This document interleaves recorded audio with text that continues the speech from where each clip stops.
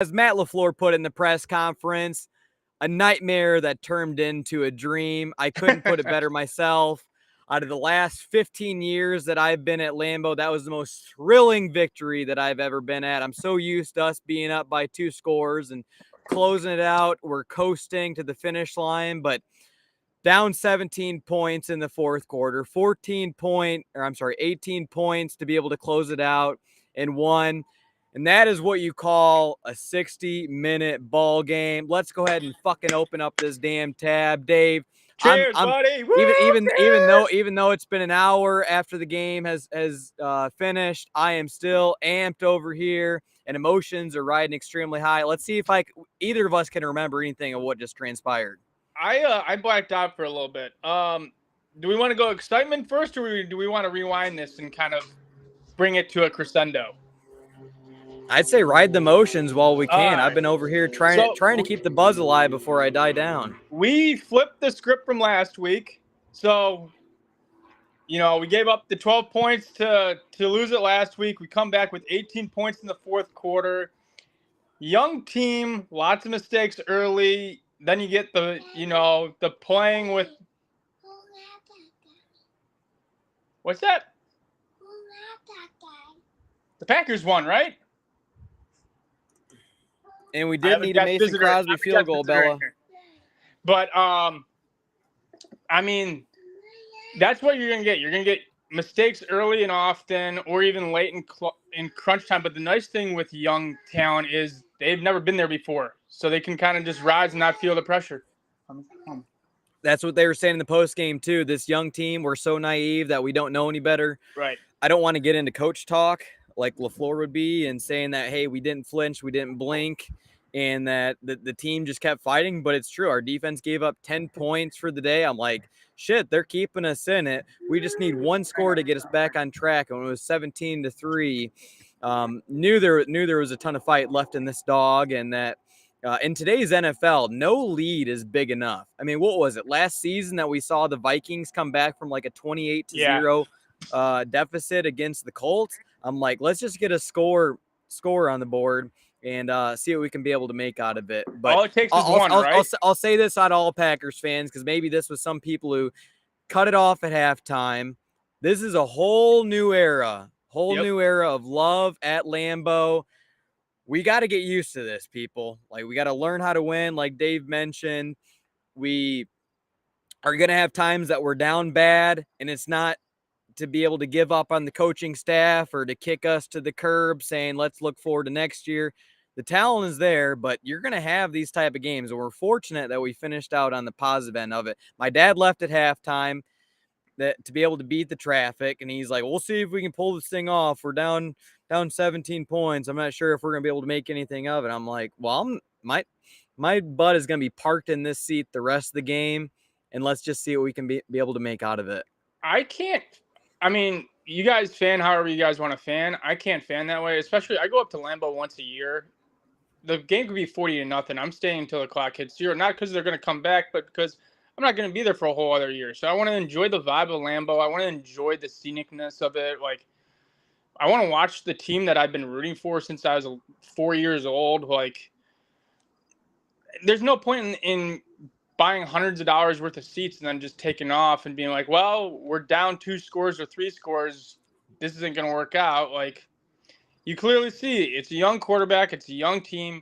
You missed Bakhtiari. You missed Jenkins. You missed Jones. You missed Watson. You missed Jair. The amount of adversity this team had going into this game, if you put Rodgers at quarterback, it's still a lot to overcome. I texted you going into the game. I said, take away the names. If I told you your wide receiver 1, running back 1, left tackle, left guard, and cornerback 1 were missing, what do you think is going to happen? Even Rodgers, that's a big hole to dig yourself out of. That made my dad feel better when I sort of relayed that message to him. He's like, that's a really good point that Dave is making, and to put us more at ease. But yeah, still, I mean, you could feel that the Packer fans are on edge. I'm like, hey, this is what we're going to come to, sort of get used to it. And if we would have lost this game, I'd have been like, that wasn't love to point the finger at. He wasn't responsible. I'm like, he did more of his fair share. It was like, you take 1 step forward, Dave, and then you take 2 steps back, shooting yourself in the foot. I'm like, I'm going to chalk this loss up to our offensive line, with how much fucking laundry was on the field today, how many false starts, how many holding penalties we had. It's like we get a drive going and then we get into like a third and or second or long, and then we're behind the sticks and you got to make up for it. But that shows 60-minute games. All you need is a couple drives, and there you have it. And a backup quarterback for the Saints. That helps too. The amount of 3rd and 3s that turned into 3rd and 8s or 3rd and 5s that turned into 3rd and 10s were ridiculous in this game. Or there would be like a chunk play and it'd be like illegal formation or a hold and bring it right back. Like Wilson started to cook and I said, oh, keep feeding him. And then he gets a good chunk of like 8-9 yards, picks up a first down and gets brought back for holding. And I'm like, oh my God, like you guys are just, that's how we're going to be it today. We're going to be undisciplined. It's with young guys like that. And you're seeing a bunch of penalties. It's two things. They're not staying in their roles of like, this is what you just have to focus on doing. And they're trying to get too much outside that. And it's coaching. And I think finally in the fourth quarter, everyone kind of settled down. Rashawn Gary had a hell of a game. I mean, he was all over the place. For the hat trick, baby. That's what you need. You need those guys that, okay, it's that Kevin Green mentality. This guy's gone. We need you to step up, make a play. Gary was the workhorse. Love was cool as a cucumber. Everything was falling apart around the guy. And he was just like, well, all I could do is deliver good balls and try to escape this crumbling pocket. He had a couple dimes on today that I can't wait to go back and watch it since I'm in Lambeau and you can still see it from that. Like two things, like just go based upon the emotion and what it was like being at Lambeau today. Like the emotions were such a roller coaster, down and up. I mean, mostly down, but then the fourth quarter it was up. Like people didn't know really what to think. And then here you have the announcer saying, be quiet when we're on offense because we're starting to get back in this thing. Like they had to remind us so many times that, hey, we're on offense. Like we're at work. Keep it quiet.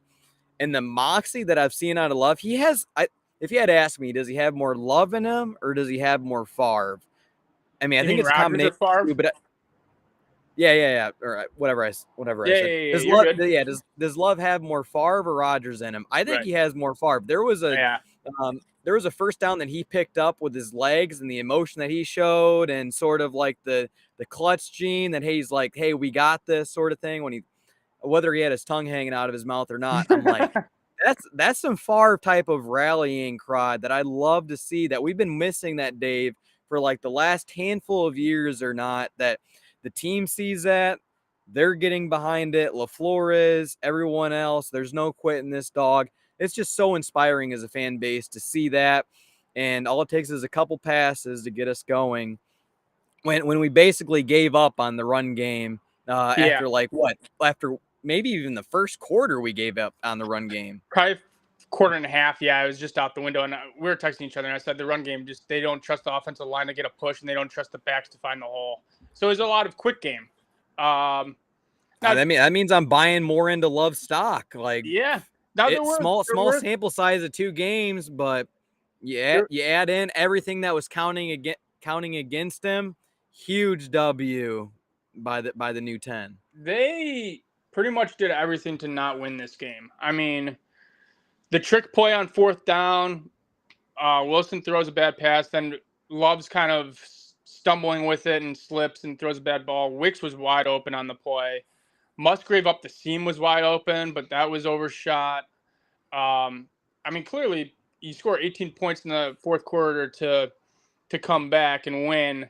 The first 3 quarters are probably not going to look great on a stat sheet or the play in particular. I mean, we gave up special teams touchdown. Everything was just in shambles. The cool part about it was that you see such a playmaking tight end that we have. And I don't know where this chant come from. I don't know if you heard on the TV broadcast, but you could hear it. Yeah. Chanting Luke, like even when he got introduced to the fans in the walkout, they were saying Luke, like Luke Skywalker or something like that. But I'm like, I didn't hear that in the preseason or training camp. I don't know when Packer fans decided they're going to do like a coon chant for Luke, but I was loving it. We missed him a couple times, but what do you have? At least 5 grabs on the day, and whenever our offense sort of started getting a little bit of rhythm, he was involved. Yeah, the broadcast said that he'll be a top 3 tight end in the next 5 years. That's quite the proclamation. So, I mean, and then just you have to hit your kind of go-to guys, and who is left to be the go-to is Reed and Dobbs. Dobbs had a hell of a game. Reed, you can argue, was kind of hit or miss, but he came up super big at the very end with that sprawling catch at like the 30-yard line, and everyone's rushing up there. You said they didn't even show the replay. They were like, "Oh, I don't know if he caught it or not. Don't show the replay and just I was hurry up telling and him get to it up." hurry up to He that caught it. line as quick as possible. I was 100% because the two previous balls he dropped, and I'm like, that's kind of a rookie, and that's just going to show, because one of those he should have had for the touchdown. I can't remember what happened on that drive, but he missed that one and another one that would have been like a first down conversion. I'm like, hey, that's those That are sort was of the growing pains that comes with a rookie wide receiver. that was ballsy by LaFleur to go for two. I mean, he's just like, whatever. We're playing with house money. We're down so big. Like, go for two, and if we miss it, we'll just go for two if we score again. But there's going to be no overtime in this. I don't want this to go to overtime. This is ending in regulation. The fans didn't understand it. I'm like, that means all we get is a touchdown. We don't have to go for two on the next one. I'm Yeah. like, we're going for the dub. We aren't trying to go take this thing to OT. When you're down that bad in 17 points for the majority of the game, like, yeah, you're playing on house money. You have nothing to lose at that point. Just let it all hang out. This is just another kind of check mark throughout the season of young guys being in stressful situations. We were talking about last week, learning how to win, learning how to have, dealing with a big lead and not letting it slip through your fingers. Well, this is dealing with a big deficit, and kind of, what are you made of? Let's kind of put our, shit together and see if we can make a run at this thing. So a lot of these players have never been in this situation before, especially together. So each game is going to be a different test. Yeah, and a new way to win. I think the thing that made me feel at most at peace while we were down bad throughout most of it is that this is sort of a building year in preparation for what could be like an 09 campaign that we had, that we unfortunately lost against the Cardinals, where it's like, hey, all these young players, they're getting their reps, they're going through sort of the cutting of the teeth that comes with it, like your Carrington Valentines, your I'm trying to think of what else, your Jaden Reed, your Luke Musgraves, basically like majority of the team who's either a rookie or a sophomore. This is the year to make your mistakes and go through it, learn how to win, and then come the following year, we're ready to make a pretty damn big leap and get to that wild card, if not divisional round. The thing that like sort of I have to sort of wrap my head around so far, Dave, through these first 3 weeks is that, dude, we have the talent all across the board to be a playoff team. Now it's just a matter of, like you put it, we got to learn how to win. But dude, this is a playoff caliber team. It really is. I agree. It's just going to be, are we going to have too many games like the Atlanta game, or games that are like this game that we can't get out of the hole quick enough that kind of derail that? Which I've been upfront about this since the offseason of, this is a talent evaluation year. Who are your young core guys? Who do you, maybe when the cap space frees up, do we need to bring in some veteran talent to kind of fill the cracks a little bit? And then you can kind of make your push. But it's looking like our window is opening up for another push here faster than we realize. I expected more of like and it's like, as the season through 3 games, still really small sample size out of 17, but it's like I want to push more towards 8, 9, even 10 wins the way that we're opening this thing, and how well Love is taking care of the ball. I know that one interception was more or less a punt, but Dave, what do you think out of like the run defense today? I thought Kenny Clark came out extremely fast and strong. JJ and Igbare had a really good way of setting the edge early on and forcing them inside. But what do you think about what we did to contain Taysom Hill and really the running game that they tried to attack us on, and then getting after the passer of Derek Carr and really keeping him in check to 10 points overall for the day? That's a big dub for Joe Barry and the defense. I don't think you can complain about anything the defense did, because the offense put them in a hole time and time again, and the defense just kind of shut the door on it. I mean, you gave up 10 points as a defense. You can't ask for anything under 20 in the NFL is golden. So they did their job. Special teams obviously kind of screwed the pooch on that one. And the offense just didn't have anything going. And then when they did have stuff going, they were giving up, they would go for it on fourth down because they felt like they had to have it, and they would give the Saints great field position again. And then it was like, well, defense has to pin their ears back and go get them. I think they stuffed the run. They were very gap sound in the run game. And then when they had to pin their ears back and go after the quarterback, you saw Gary and the rest of the crew countless times in the backfield either rushing a throw or putting Carr on his back. I thought Quay Walker had a pretty damn solid game too. Yep. The mic was in his helmet. Devondre Campbell went out early. Isaac McDuffie, I think he can fill in for the time being. Isaiah looked good. He's not a liability out there. But I thought Rudy Ford had a good game. Quay Walker, I think, has taken that step. I brought it up before the season started that the key to success for this team and how far we go is on Devontae Wyatt and Quay Walker. Through 3 games, Quay Walker is answering the bell and being what we needed out of him when it comes to a first round pick. And Rasul Douglas, I know that Chris Olave is going to get his, like, no matter what it is. Like, he's a first round pick for a reason. That he's going to get his receptions. Michael Thomas had a few. And to think about it too, Carrington Valentine went out in the second quarter, I think it was. And you had what was it? Ballantyne. Corey Ballentine. Yep. That's that. I would say when you're about 10 drinks deep, it's tough to keep those two straight. I know one's 35, one's 37. It's more the names that you get mixed up, but he was basically our outside cornerback for most of the game, and just shows that if you have that good of a pass rush, it doesn't matter who you have out there as the boundary corner. This team, for one, needs to get healthy. Like, that's a must. But the second part of that is, if we can win rolling out the guys that we rolled out today, this team should be feeling like they could win any single week. I mean, you get your left tackle back a couple weeks, you get your left guard back. Watson and Jones seem like they're on the verge of playing any week now. Jones seemed like he wanted to give it a run in the pregame today, but they probably held him back because they wanted him fresh for the Thursday night football game. They're a little bit more cautious on the injury side, the Packers organization.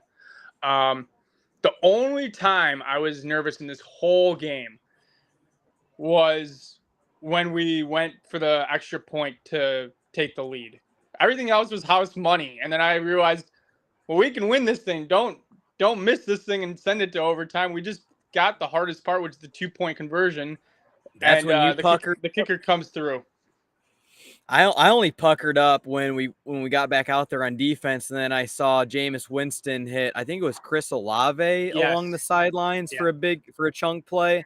And I'm like, I don't think the defense is going to hold us. They're going to drive down the field, kick a field goal. They missed a 46-yarder, right, I want to say. And after that, the offense came on the field. Like, there's been some pretty gratifying feelings at Lambeau that I've been a part of with Aaron Rodgers and Devontae and the rest of the crew. But this one, just like the crowd and being down all day, like, somebody as a historian fan would have to remind me, when's the last time that we came back in the fourth quarter from 2 scores down to win the thing? Like, when we were kneeling down the ball, the crowd was electric.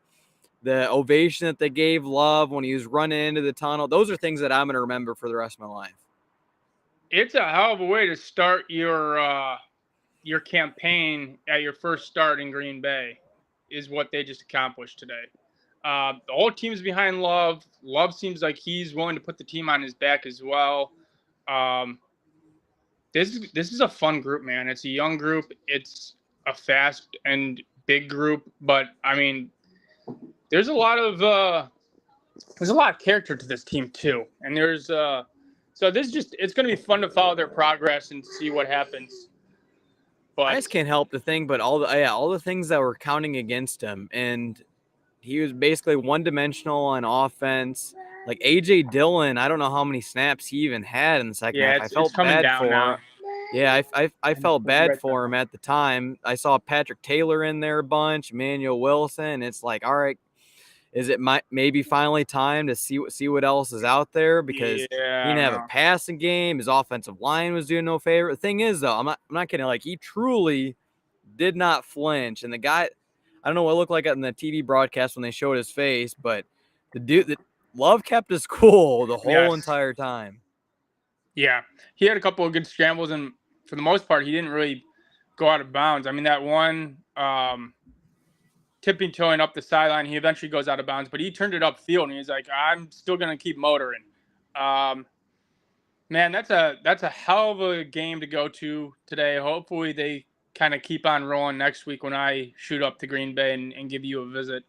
Well, they did that on purpose, Dave. They kept Jones and Watson out. They're like, we know Dave's going to be up here on Thursday, a short week. We need to come at him with full force and a full deck on hand. They're like, we'll sort of throw whatever we have out there on the field and hope and pray. And just know, I mean, that made me feel better before the game too. You're like, even if we go down 1-2, like, and we face Detroit, still have a chance. I don't even want to think about this. Like, to be in the lead for the division. I think the Vikings lost again today, put them down 0-3. Like, Yep. we're sort of neck and neck right there with Detroit. We're in the driver's seat, man. Crazy to believe 3 weeks in and how much of a cluster mess that was through 3 quarters. Yeah, and I'm watching the Bears implode as we speak right now. So no, they already had $100,000 worth of equipment stolen. Justin Fields was blaming the coaching staff for not letting him play a natural quarterback. But I just can't even begin to express like how much my love is for Love at this point. Watching like the intros as we asked for before the game, let the offense be introduced like he was, and it was such a goosebump type moment that I could tell he took in full stride. It's kind of hard to put into words what that was and all the other offensive players, but way to put the team on your back, Love. That's the way I put it. The next kind of checklist on this season that's progressing is, do you ride the like emotional roller coaster as a team? Does this lift you up and next week you're like still riding high and it carries you over, or do you have an emotional letdown because you just spent all of your energy coming back? It's kind of like, these are the things that this team has to learn that we haven't seen from this team yet. Is it going to be like the run the table 2016 year where when we beat the Dallas Cowboys, then we went into Atlanta and got boat race, that we gave it everything that we had in Dallas to come up with the win, and then we had nothing left in the tank? Yeah. Come Atlanta for Detroit. But I'd like to think that there's going to be a boost coming with Jones and Watson for when you're up here in like 3 days. Yeah, we'll get the preview going when I'm up there. We'll do an in-person preview. Fuck, what a great feeling. I'm not kidding. This is an amazing high. Like, I remember when I came out of the stadium, there was some Go Pack Go chants. There's a Titletown field that I got to about the 40, and I had still such adrenaline. I'm like, fuck it, I'm gonna run across the rest of this field here. I don't care if anybody knows, but I had to let this thing loose. You could even tell LaFleur in the press conference that he was trying to keep it in check, and the players coming off the field. It's just always one of those crazy things with the game of football, comparing it to other sports, the ups and downs of it, and people feeling dejected and they start to question it. But then the crowd starts to get back into it. You feel the momentum swing in the game, and you're like, we have a chance at this thing. And then when I saw Dobbs catch that touchdown and Samari 2-point conversion, I'm like, I think we got this. Yeah. And then you said we winning. I'm like, all right, let's close this bad boy out.